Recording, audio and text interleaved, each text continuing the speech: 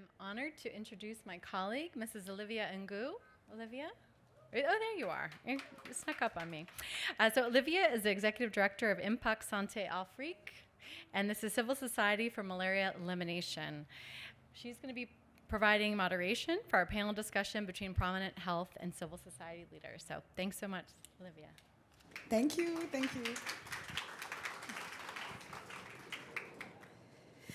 Thank you. So I'm very pleased to introduce our amazing women leaders and champions who will explore the promise of malaria elimination from the health system perspective, also around best practices for regional approaches to malaria elimination. We'll talk about innovation that are needed to facilitate the regional elimination and the role of the Global Fund and partner in regional elimination efforts. So please join me on stage.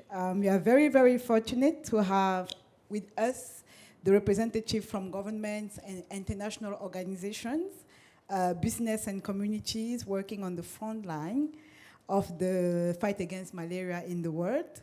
We have with us Julie Wallace, which is the acting global malaria coordinator.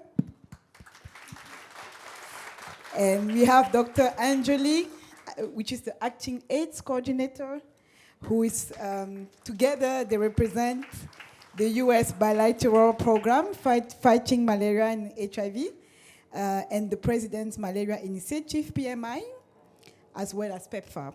Thank you, ladies. We also have Katie Wright from Canada. She's the director of the Global Fund Advocates GFAN network of many organizations working to build a global social movement and demand health by recruiting and connecting and mobilizing advocates who are ready to fight for what counts and to communicate around the urgent need and the demand for Global Fund to maximize its impact. We also have Cecilia Seno from Ghana. She's the director of the executive Hope for Future Generation local organization, and she's also the chair of GFAN and International Steering Committee. Mrs. Sino is one of our great malaria champions. She's skilled with national and international advocacy, women fighting gender programming, has over 25 years in expertise in NGO management. And she's the first woman to chair the CCM of the Global Fund in Ghana. And also, she has led HIV, malaria, and TB responses in Ghana, supporting the CCM Secretariat. So very happy to have these strong women. And last but not least, we have Lois Maturu, our champions. She was born with HIV, and she's a dedicated advocate fighting HIV and also ensuring that young people have access to HIV treatment, and also working to promote sexual reproductive services. So Lois has been a peer counselor, and she's now an advocacy officer working on issues related to treatment, care, and support, and we're very happy to have her here. So thank you, ladies. I'm very fortunate to be around you, working on the 3 diseases from all over the world. And I'm going to start with my first questions. We'll go through Cecilia. So Cecilia, can you tell us about your experience in malaria? You are a community and civil society leader. And as a civil society leader, also nurse and midwife, what impact have you seen from mobilizing communities, and especially women and young women, women and youth, to advocate for health, and what more needs to be done to succeed in malaria? Hello. Good afternoon once again. Thank you, my friend Olivia. I always tell my story with my family. My mother delivered 8 of us, and 2 of my siblings died of malaria in 1970, 1960. And It's one thing that motivated me to become a nurse so many years ago. When I recollect what happened those days and those years to what we have seen today, we need to tap and congratulate ourselves for the work that we have done as people. As I worked in the health facilities, those days as a curative nurse, almost every week we receive not less than 10 children with mothers running with convulsion to the health facility. I worked in the children's ward, running with their children, crying with their heads on their head to save their children. It's all malaria. And today, even though we still have a lot of work to do, we don't record those children running to the health facility with convulsion, very high temperatures, to look for services. And I'm very grateful to all of us, including civil society, who have put in a lot of efforts, and donors who have invested a lot of resources into malaria. We still have a lot of work to do, and that is why the Global Fund is very important. US government, malaria initiative is very important. We have made a lot of gains, and I have seen it as a health worker. Today, in my village where I come from, in the Volta region, we don't have a lot of children dying because mothers have been mobilized. They have been informed. They have been empowered with interventions. Insecticide-treated mosquito nets, or all other interventions, proven strategies to prevent and going to eliminate malaria of our time. Young people are powerful using technology. We have implemented a very small intervention supported by Results UK with funding from UK government. And it was a very beautiful intervention where young people across Africa, selected regions, were empowered to use technology to reach out to communities, very hard to reach communities, very hard to reach populations, mothers in their homes with information, proven strategies and interventions to prevent malaria. It's so beautiful, and I still think that it is time we should not relax, but invest more resources into malaria. Technology is very important. Proven strategies are very important, and we are all aware. Vaccine has done it all, and we are still looking up to it. Now we can tap our shoulders and stand up to congratulate ourselves. Global Fund is very important because it's the greatest funded, largest funding donor or partnership for malaria. 62% financing malaria, and African governments are very grateful for this partnership. It's possible, and I think we can do it. Olivia, I am so happy that today we are not only celebrating ourselves, but we are celebrating our partners, our donors, civil society organizations, community groups, community-based organizations, women groups, youth groups, who have put in a lot of effort into eliminating and preventing malaria, and to ensure that children are no more dying as they used to die in 1980s, 1970s from malaria. Thank you very much. Thank you, Cecilia.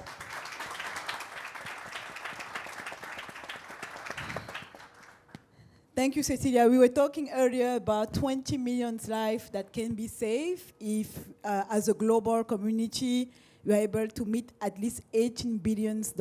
And those 20 million lives represent our brothers, our siblings, our sisters, our people. And it's very important that we make sure that we can reach that goal. So thank you for sharing your experience from Ghana. So I'll go to Lois.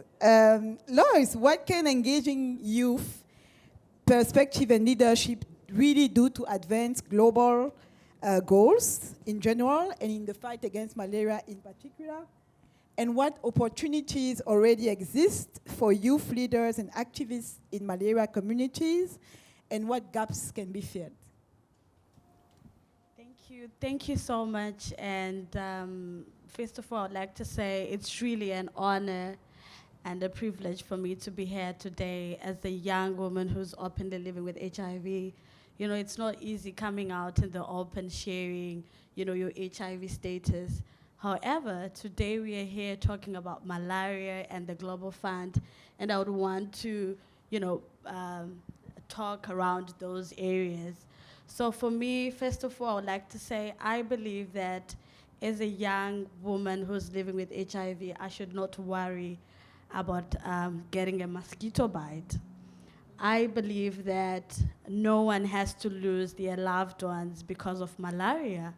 And I believe that no pregnant young mother should worry about fighting AIDS and fighting malaria at the same time, because we know what needs to be done. We do have the tools to make this happen. And I believe that as a young woman who's living with HIV, who have also lost a mother and a younger brother in the same week due to AIDS-related illnesses, it's not easy. And I can just imagine that today, every minute, a child, you know, is losing their life because of malaria, and that should not be happening. And this is the right time and the moment for us to really reflect on our commitment to the Global Fund, because we know that the Global Fund has been the biggest organization supporting, you know, countries like Zimbabwe with the highest burden of HIV, tuberculosis, and malaria. Getting over to your question, Olivia. So I understand that young people do have a powerful voice if they're empowered. And we know and understand the real issues that are happening at community level. And if we know the real issues that are happening that needs to be addressed, then I'm sure we'll be able to have policies and guidelines, including laws, that will help us in terms of eliminating malaria. And the third point that I wanted to say is that we are there to help in shaping the community with already existing opportunities, like where the Global Fund has been supporting with community-led monitoring. This is really an important and a powerful intervention that is there to really support us in terms of understanding what are the gaps in terms of quality service delivery, and what can we do to improve the quality of service delivery for us to make sure that we have healthy communities that are able to fight malaria, including HIV and tuberculosis. And I can say that in terms of the gaps, I know you asked me to say a lot, but I'll try to shorten it. I can say in terms of the gaps, I know there hasn't been a lot of investment when it comes to investing on areas to do with advocacy. I don't know why people don't really understand or appreciate the power of advocacy.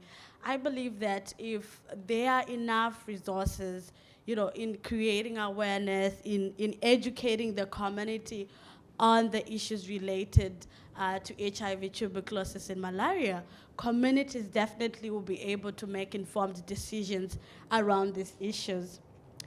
And I guess the greatest opportunity that we have is the Global Fund. And it's high time that we really think through, we embrace, we also reflect on our commitment to make sure that you know, there is no more a Lois that is going to be born with HIV. There is no more a child that has to die because of malaria if we have a fully replenished global fund. And with that, thank you so much. Thank you very much. Thank you very much, Lloyd.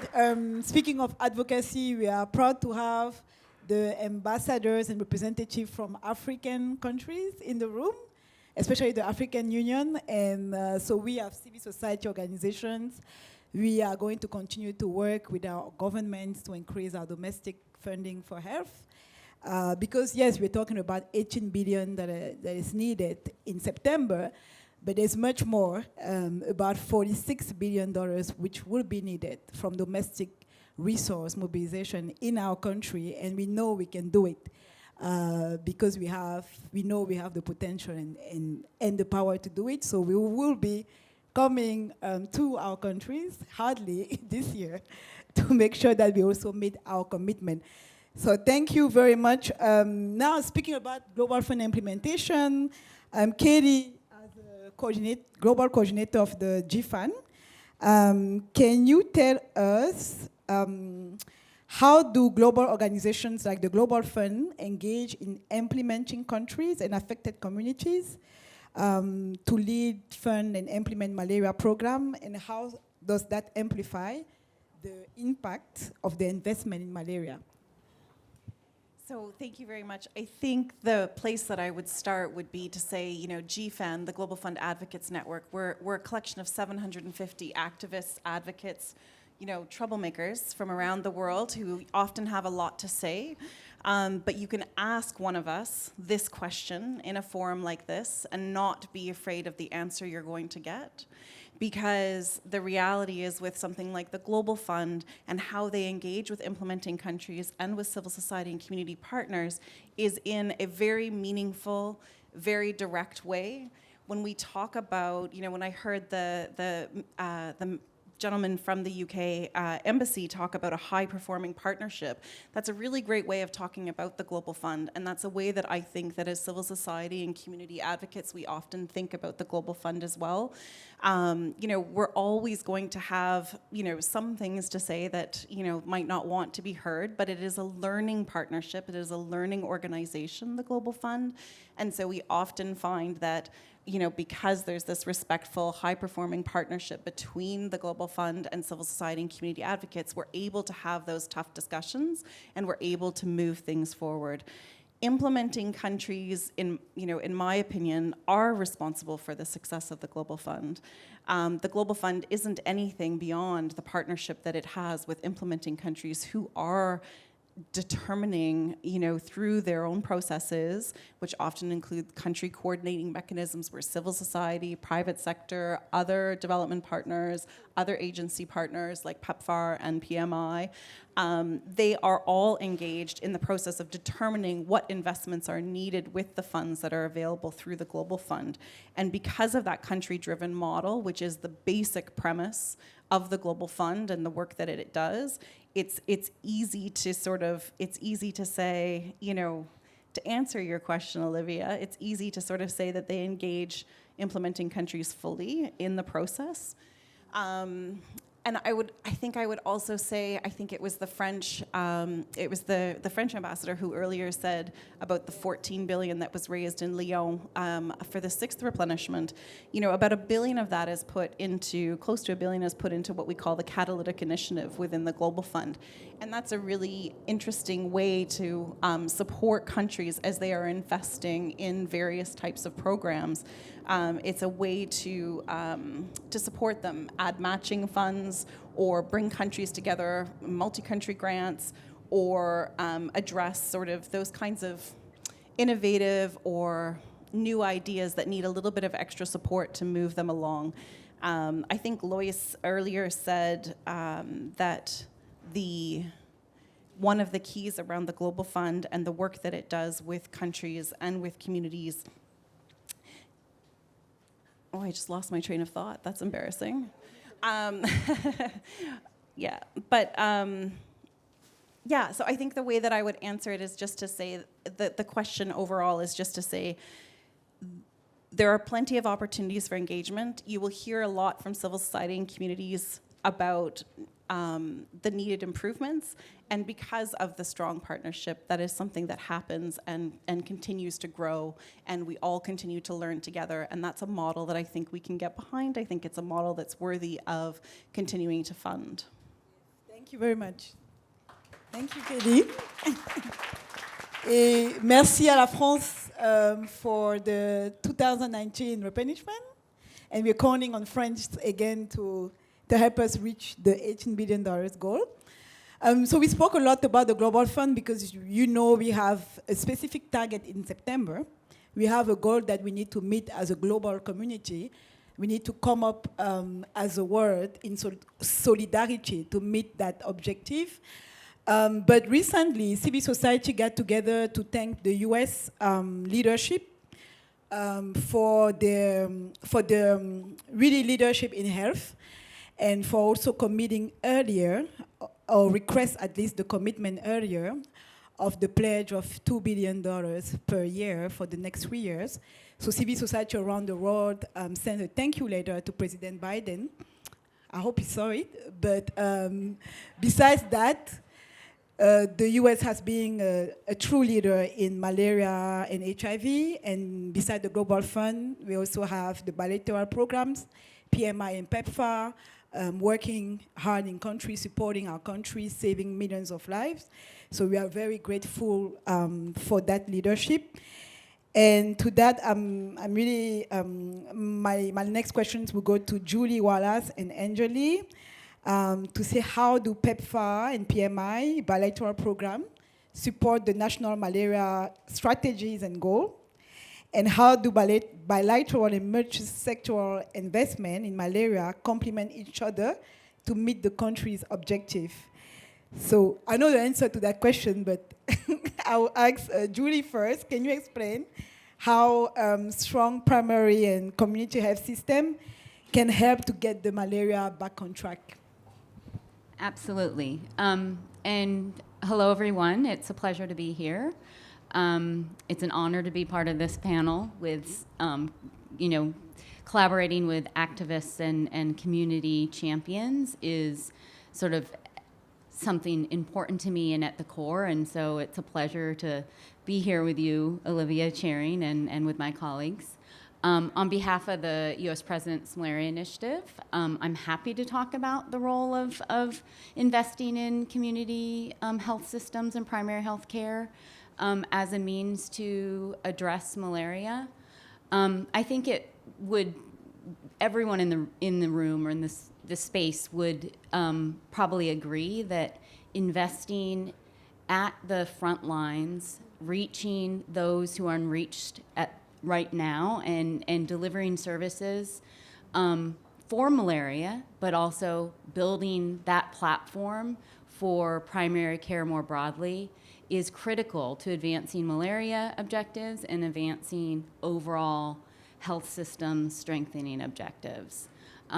It's a pivotal time, has been already said, since we've been here tonight, with the stalling of progress that we've seen in malaria. We had, a decade and a half of impressive, steady reductions, and over the past few years, as I think we've all seen, we've seen that stalling. We've seen populations at risk growing. We've seen more recently the devastation that COVID has had in a number of malaria-affected communities. But we've also seen some lessons that have come from the work underway in communities and in frontline health facilities, where even as COVID has come and had impacts, the healthcare workers that have been trained and equipped to diagnose fevers for malaria have been the same healthcare workers that have been successful in detecting and helping people with COVID and families. And we have multiple examples from across countries, whether it be in Rwanda or outside Africa and Cambodia, but where the community mobilizers were the ones that were carrying the information about COVID. The trained malaria community health workers who are in many cases not just treating malaria, but have been equipped to diagnose fever. They're also the ones that are telling communities how to protect themselves. And so there's no doubt that, PMI, together with the Global Fund investments, but most importantly with countries, have partnered for a number of years in strengthening the community and frontline systems. Our new strategy has an emphasis on really making sure we're going where the services, where to bring equity, going where the services need strengthening.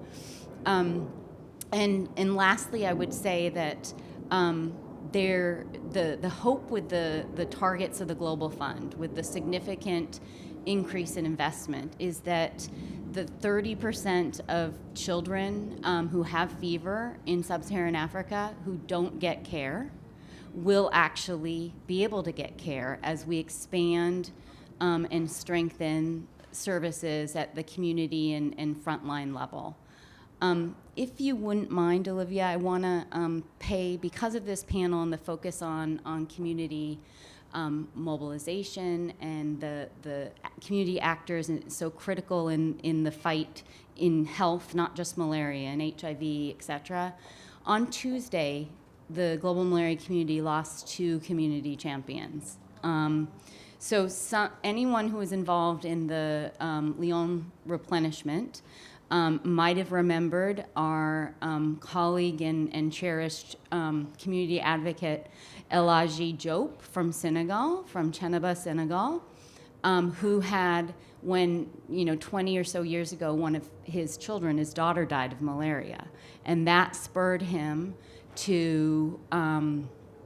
Getting emotional because I know him personally, but that spurred him to mobilize his community from that point on, and he became not just nationally known for his advocacy, but internationally known. He was on the stage at Lyon for the replenishment as the malaria champion. Also on Tuesday, someone I had met but didn't know well. There's people in the room who did, but Bishop David Njuvu from Zambia, who passed away. He had been an absolute champion through his role in the church all the way down to the community in the fight against malaria. So all I want to say is pay tribute to them, but also say that the champions on the stage who are advocates, those in the room, those we partner with in each and every country, are key to driving progress in malaria and strengthening health systems at the community level more broadly. Thank you very much. Thank you, Julie.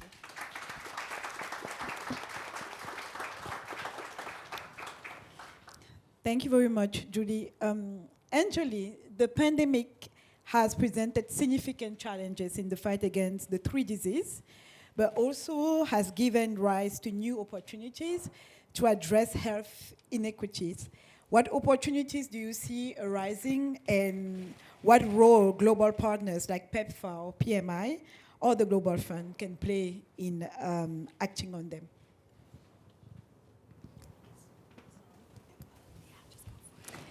Thanks so much, Olivia. And let me just start by thanking all of you. It's really, really, Your Excellencies, friends and colleagues, it's really great to be together today in person, but to really commemorate a really important moment for all of us. Just as Julie said, we continue to lose people to a disease that we should not be losing people to. And just as Lois said, we continue to lose people to AIDS, and we should not be, and similarly with TB. The Global Fund to fight AIDS, TB, and malaria is one of the most powerful partnerships that exists, full stop. It works. We put resources in. We have a powerful partnership between government, community, civil society, faith-based organizations, countries, private sector, and results come out. Lives are impacted. That is why the US government believes that this is one of the most important multilateral investments we can make. It complements the bilateral work that we do hand in glove, whether it's PMI, whether it's PEPFAR on the HIV effort or the TB efforts. It goes hand in glove. But again, Lois Pace, who was here earlier, talked about the US's commitment to the Global Fund, and our president, who will be hosting the Global Fund this year. It's not later this year, it's just in a matter of months, and this is going to require all of us to step up, not just recommit, but increase our commitments. COVID-19 has set us back, but to your question, Olivia, I think one of the most important things that the Global Fund and the work that has happened over the past 20 years is that in investing in outcomes related to 3 diseases, HIV, TB, and malaria, health systems have been strengthened, and capacities, whether it's laboratories, surveillance systems, healthcare workers, community systems, supply chain systems, these systems have been strengthened over time. And it is those systems that have responded and helped respond to COVID-19 and helped set the stage for other health threats that come. So again, I think that yes, there have been setbacks, and yes, we have to step up more than we ever have before, and that's what it's going to require to get to fully replenish this seventh replenishment. But again, it's a smart investment. It yields results. We know it works, and it is the power of partnership that is an illustration of that already. So, thank you. Thank you very much, Anjali. So my last questions to all our panelists is, if we imagine we meet our goal in September, we imagine we all come together as a global communities from Africa to Europe to America to Asia to mobilize the fundings that are needed for this replenishment and even beyond. What would you be the most excited about what those funds can do if you are able to meet that goal? And we are speaking particularly to our partners in Europe, part of the G7, partners of the African Union, because we're counting on us, and we know that they're going to step up and make sure we reach our goal. So when we reach those goals, what are you going to be the most excited about in one sentence? Starting with you, Cecilia. Thank you, Olivia. More investments in communities and civil society is very important. And as we are calling on donors and African government to support Global Fund's 7th replenishment, we must start looking at elimination of malaria, because the resources we put into prevention, curative, is still a lot. But when we invest in elimination of malaria, we can move those resources to other areas. And it is important that, there is no doubt, Global Fund policies, accountability and partnership has really showed us what the Global Fund can do. And we are waiting to see that investment into Global Fund 7th replenishment is achieved. And that is our call to all of us as civil society. Not only Global Fund, or not only donors, African government during the 6th replenishment have made us very proud. Yes. And we know African government will still invest into the Global Fund replenishment to support the US government for this special commitment.